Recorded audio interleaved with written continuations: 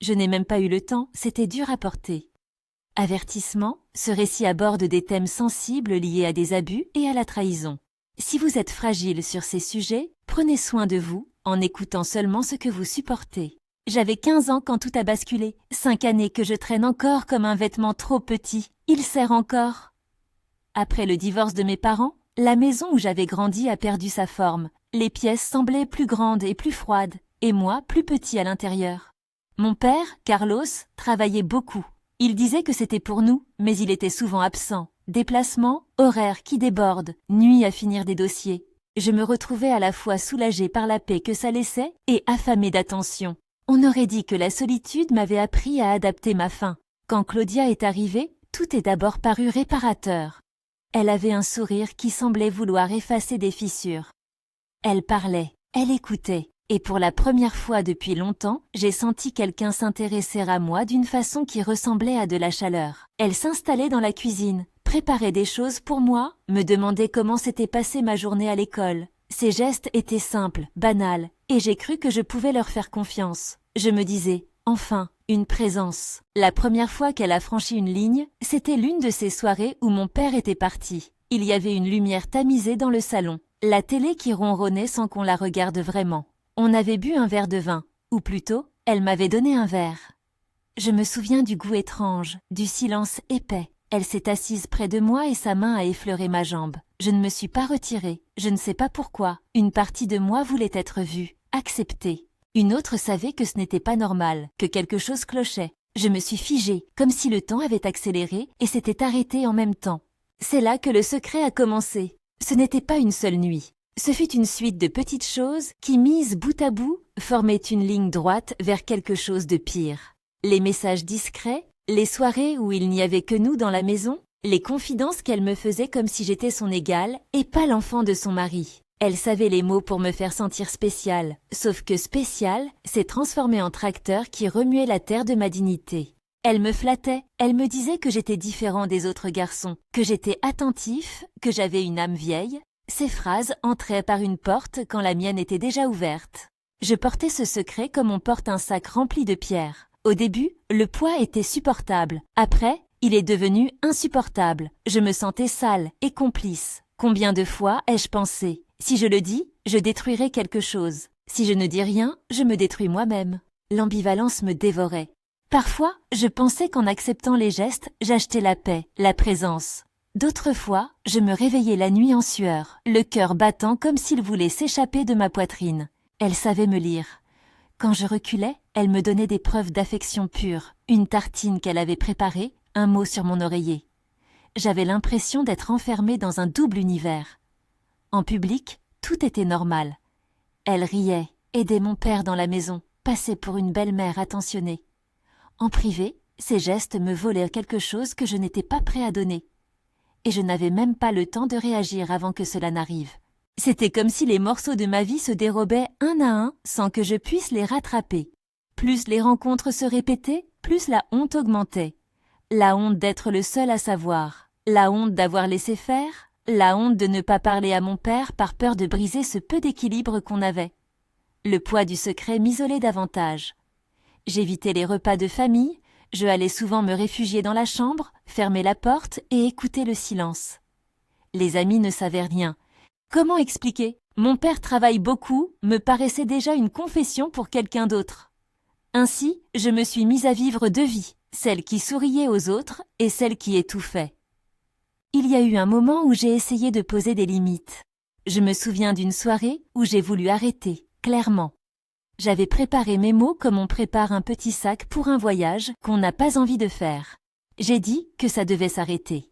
Elle m'a regardé avec un visage différent, une expression qui mélangeait surprise et une colère froide. Puis, comme si elle avait reculé d'un pas pour mieux m'attirer, elle a commencé à jouer la victime, me parlant de sa propre solitude, de son mariage raté, du fait qu'elle avait besoin d'une épaule. Sa stratégie était subtile, culpabiliser l'enfant pour garder le silence.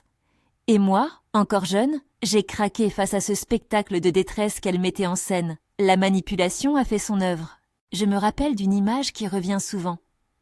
Un sac à dos posé sur mes épaules, rempli de pierres. Au début, je pouvais encore marcher. Ensuite, je traînais, les épaules courbées, les genoux prêts à lâcher. J'ai pensé à mon père chaque fois que je regardais son visage fatigué à la table du dîner, et je sentais que je trahissais quelque chose de sacré. Mes parler semblait détruire l'endroit où je dormais, la maison qui avait tenté de se recomposer. Et rester gardait le mensonge vivant. La tension est montée jusqu'au point de rupture. Un soir, les silences ont cessé d'être tolérables. Mon regard s'est croisé avec celui de mon père, et pour la première fois depuis longtemps, il m'a semblé possible de lui dire « Je ne sais pas si c'est la culpabilité ou la peur qui m'a poussé à parler. Peut-être les deux. Peut-être l'envie de ne plus porter ces pierres. » La façon dont j'ai choisi les mots s'est faite tremblante, mais déterminée. J'ai tout raconté. Tout. Les premières fois, les répétitions, l'étrange douceur qui se cachait derrière l'inacceptable. Je n'ai même pas eu le temps d'évaluer sa réaction que tout s'est effondré. La déflagration a été immédiate. Carlos est passé du silence à la colère, puis à un visage qui paraissait brisé, comme si quelqu'un lui avait enlevé la lumière.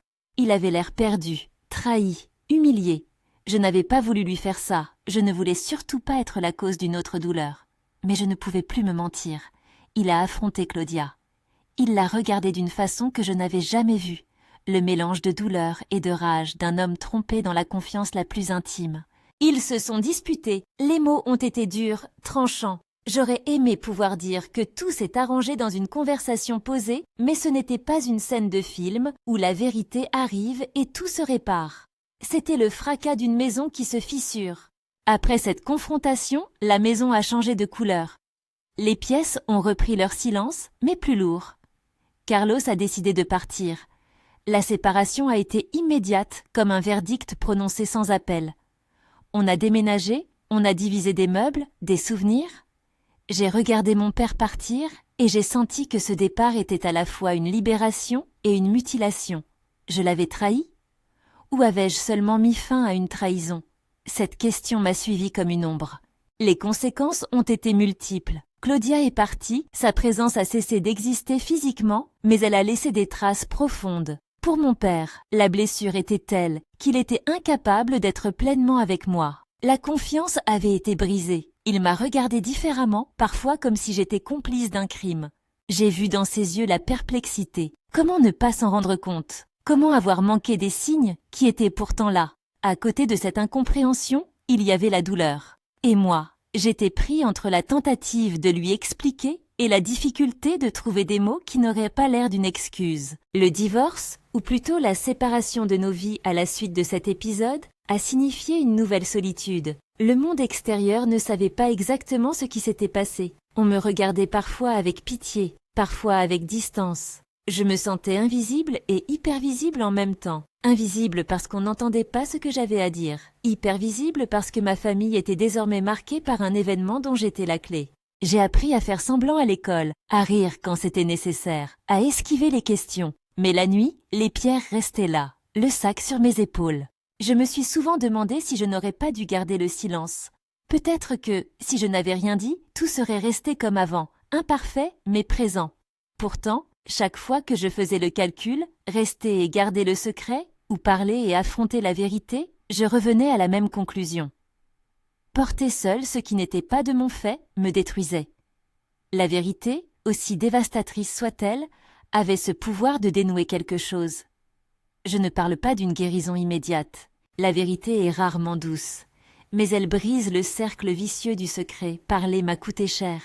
J'ai perdu la maison, la routine, la forme d'une famille recomposée que j'avais commencé à connaître.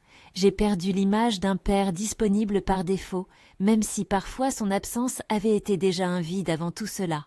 Mais j'ai aussi gagné quelque chose, le début d'une voie qui me permettait d'exister en dehors de ce secret.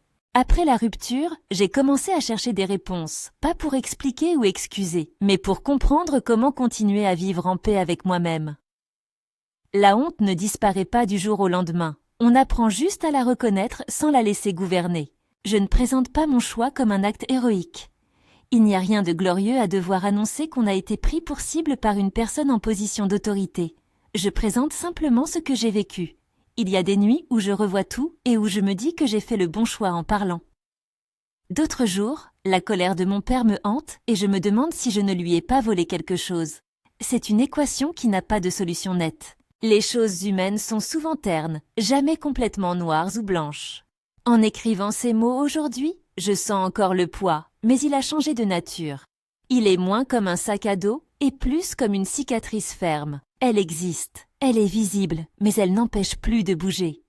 Parler m'a permis de me défaire d'une complicité forcée. J'ai appris que le silence est parfois la meilleure protection de celui qui abuse, et que le dire, même s'il coûte, fragmente cette protection.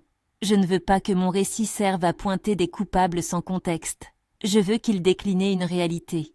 Il y a des adultes qui abusent de leur pouvoir et les victimes portent un fardeau énorme. Je pense souvent à la question que je me pose encore. Ai-je eu raison de tout dire? Si je pouvais remonter le temps, je ne sais pas si je me tairais ou non. Peut-être que, avec la maturité d'aujourd'hui, j'agirais différemment sur la manière de protéger mon père en même temps que moi. Mais ce regret est une partie honnête du chemin. Dire la vérité ne vous dédommage pas automatiquement des dégâts causés. Ça vous permet simplement de commencer à réparer, si réparation est possible. Je voudrais aussi dire quelque chose qui me tient à cœur. Il est crucial de comprendre que l'adulte qui a franchi la limite porte la responsabilité. Je ne veux pas entendre de discours qui diraient que j'ai provoqué ou que j'aurais dû mieux résister. J'étais jeune, vulnérable, et elle avait la capacité de manipuler.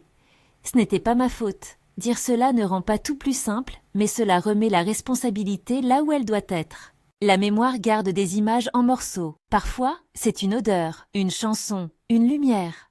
Une fois, j'ai recroisé le chemin que je prenais pour aller à l'école, et j'ai senti la même odeur de café que dans cette maison. Mon corps a réagi avant ma tête.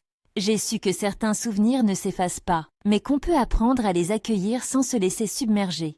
Il y a eu des personnes qui m'ont tendu la main, des amis qui ont écouté sans juger, des silences partagés qui valaient mieux que des paroles creuses.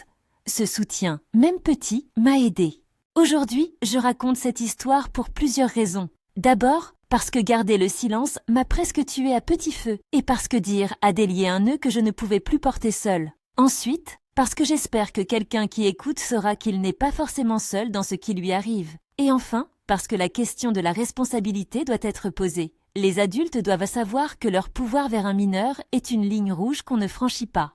Je n'ai pas voulu faire un jugement spectaculaire de personne. Je n'ai pas cherché à m'ériger en victime exemplaire. Je voulais juste mettre des mots sur un vécu qui a transformé ma vie. Et si vous êtes arrivé jusqu'ici en écoutant, permettez-moi de poser une question simple, que j'aimerais que vous laissiez en commentaire. Que feriez-vous si vous étiez à ma place?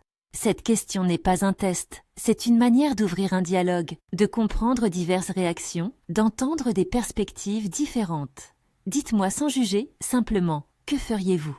Merci d'avoir écouté ce témoignage jusqu'au bout. Si ce que j'ai partagé vous a touché ou vous semble important, n'hésitez pas à partager cette vidéo avec quelqu'un qui vous pensez pourrait en bénéficier. Abonnez-vous si vous souhaitez entendre d'autres histoires comme celle-ci. Ici, l'idée n'est pas de dramatiser, mais de réfléchir ensemble à ce que signifie le silence, la vérité et la responsabilité.